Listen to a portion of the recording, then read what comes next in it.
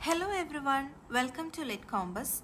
Today's lecture is on the Anglo-Saxon period, also known as the Old English period. This period marks the beginning of English literary history. Although the works produced during this age are over 1,000 years old, they establish many of the ideas that continue to shape English literature: heroism, loyalty, fate, exile, and the relationship between pagan and Christian beliefs. In this lecture, we will examine the historical background, the literary characteristics, major authors, and the important works of the period. Along the way, I will also point out the concepts that are particularly important from a UGC NET perspective. Let's begin with the historical context. The Anglo-Saxon period extends approximately from 450 AD to 1066 AD. These dates are significant because they correspond to two major historical events. Around 450 AD, after the withdrawal of the Romans from Britain, three Germanic tribes, the Angles, Saxons, and Jutes, began settling in England.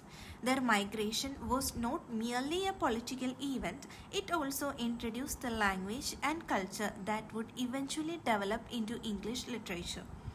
The period ends in 1066 AD with the Norman conquest when William of Normandy defeated King Harold at the Battle of Hastings. This conquest transformed England's political structure, language, and literary tradition, giving rise to what we know as the Anglo-Norman period. From a UGC NET perspective, these dates are essential. Remember 450 AD as the beginning of Old English period and 1066 AD as its conclusion. Now that we have established the historical framework, we should briefly consider the language in which this literature was written.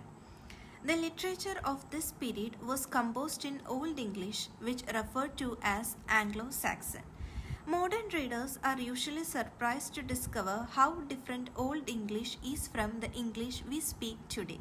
In fact, without translation, most of these texts are difficult for contemporary readers to understand. For example, the Old English word feeder becomes father in modern English. This illustrates the linguistic evolution that English underwent over the centuries. Because language and literature develop together, understanding Old English helps us appreciate the uniqueness of Anglo-Saxon literary expression. Language provides the medium, but history shapes literary imagination. To understand Anglo-Saxon literature fully, we must also examine the cultural forces that influenced it. One of the defining features of Anglo-Saxon literature is the coexistence of pagan traditions and Christian beliefs. Before their conversion to Christianity, the Anglo-Saxon followed German paganism. Their society admired physical courage, military strength, loyalty to one's lord, and the pursuit of lasting fame. These values are clearly reflected in heroic poetry, especially Beowulf. However, after St. Augustine's mission in 597 AD, Christianity gradually spread across England. Monasteries became centers of learning, and many poems were copied and preserved by Christian monks. As a result, Anglo-Saxon literature presents a fascinating combination of pagan heroism and Christian morality. A poem like Beowulf celebrates the courage of its hero while also acknowledging divine providence and God's will. This coexistence of two belief systems is one of the most distinctive characteristics of Old English literature and is frequently discussed in literary criticism. Having understood the historical and cultural background, we can now turn to the literary characteristics that define the Anglo-Saxon period.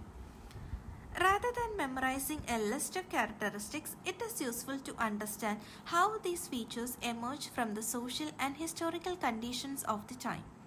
The first and perhaps the most significant characteristic is heroism. Anglo-Saxon society was fundamentally a warrior culture. Survival depended upon military strength and collective loyalty. Consequently, literature celebrated heroes who demonstrated exceptional courage, physical strength, and unwavering commitment to their people. The ideal hero does not seek personal happiness, instead, he strives for honor and everlasting fame. Death is not viewed as a defeat, it is accompanied by courage and dignity. This ideal finds its greatest expression in Beowulf. Throughout the poem, Beowulf willingly confronts dangerous enemies not for wealth or power but because protecting society is his moral responsibility. From a UGC NET perspective, whenever you encounter Beowulf, remember that it represents the heroic ideal of Anglo-Saxon culture. Closely associated with heroism is another important concept that shaped the Anglo-Saxon worldview, the idea of wild or fate. The Old English term wild is usually translated as fate or destiny, but it carries a deeper philosophical meaning. The Anglo-Saxons believed that every individual's life was governed by an inevitable destiny. Human beings could not escape fate, but they could choose how they responded to it. This belief explains why Anglo-Saxon heroes face danger with remarkable composure. Courage is meaningful not because victory is guaranteed, but because honor lies in confronting fate with dignity. In Beowulf, even the hero's final battle against the dragon reflects this belief. Beowulf understands the possibility of death, yet he chooses to fight because fulfilling one's duty is more important than preserving one's life. Another important characteristic of Anglo-Saxon society was its emphasis on loyalty. If heroism was the ideal, loyalty was the principle that sustained that ideal. The Anglo-Saxons believed that the relationship between a king and his warriors was based on mutual responsibility. This relationship is often described by the Old English concept of comitatus. Under this system, the lord was expected to protect and reward his warriors, while the warriors pledged absolute loyalty to their lord even at the cost of their lives. Loyalty was not simply a personal virtue, it was the foundation of social and political stability. This ideal is clearly reflected in Beowulf.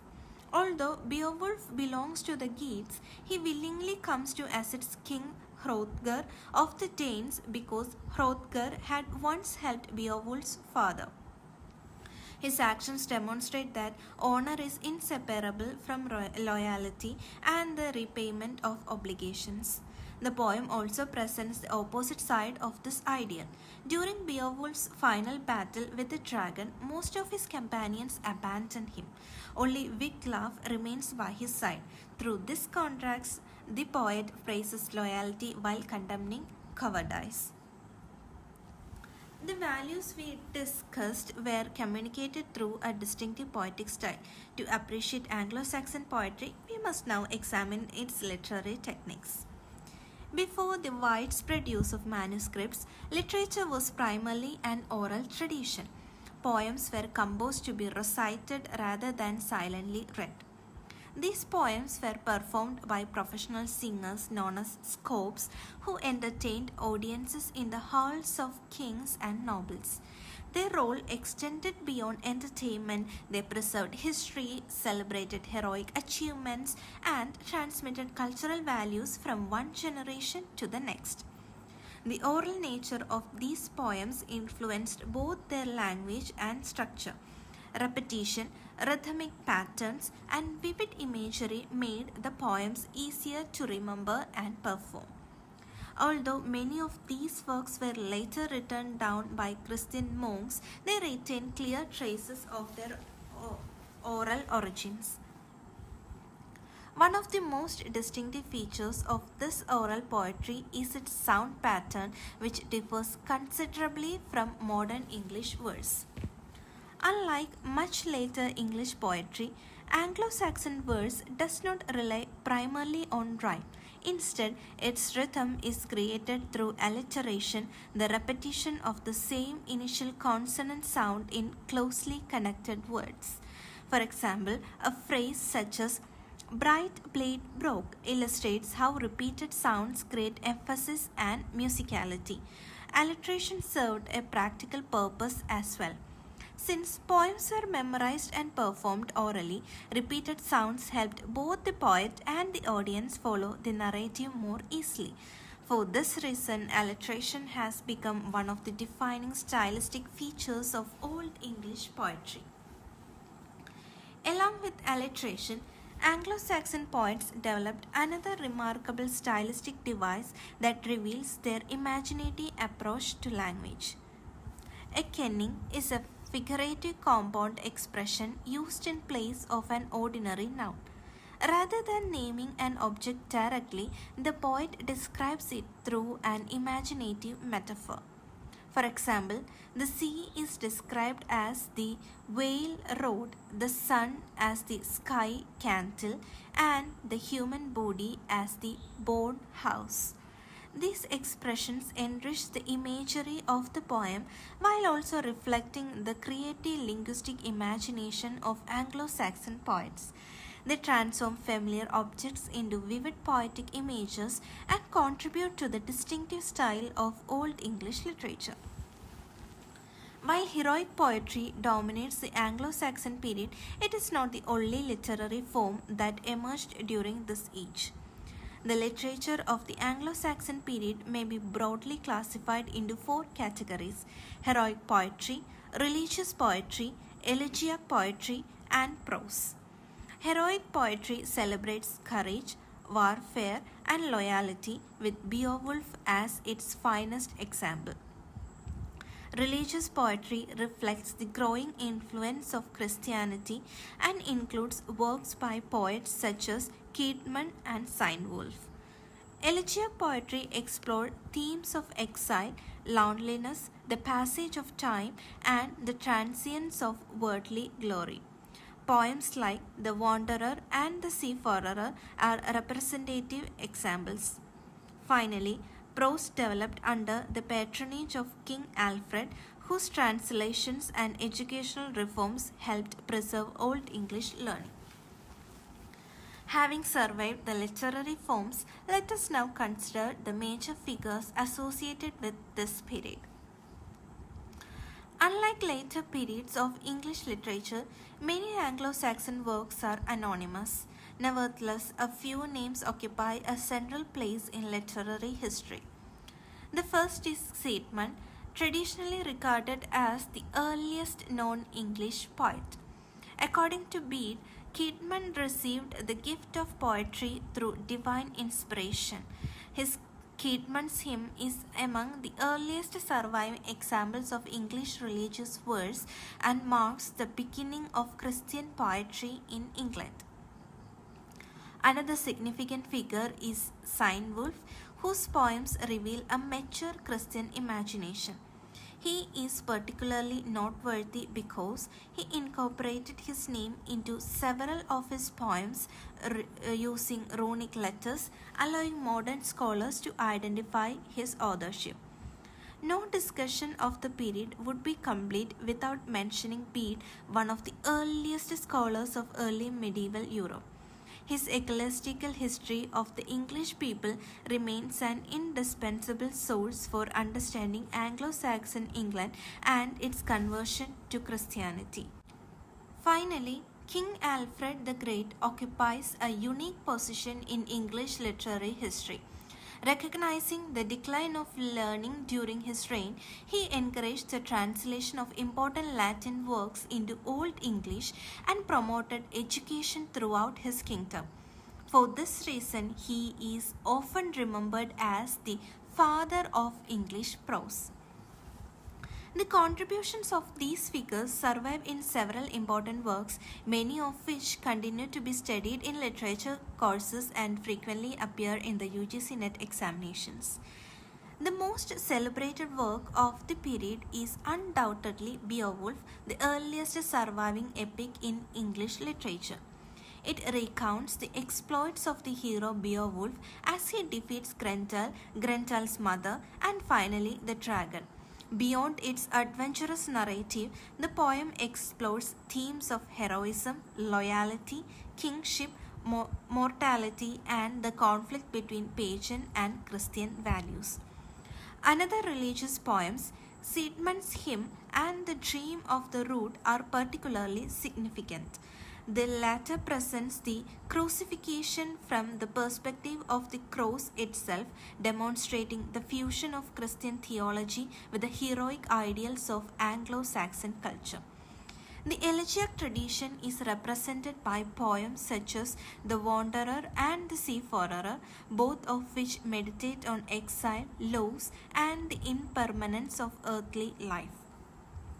Finally, works such as the Anglo-Saxon Chronicle and Bede's ecclesiastical history of the English people provide invaluable historical and cultural insights into early England.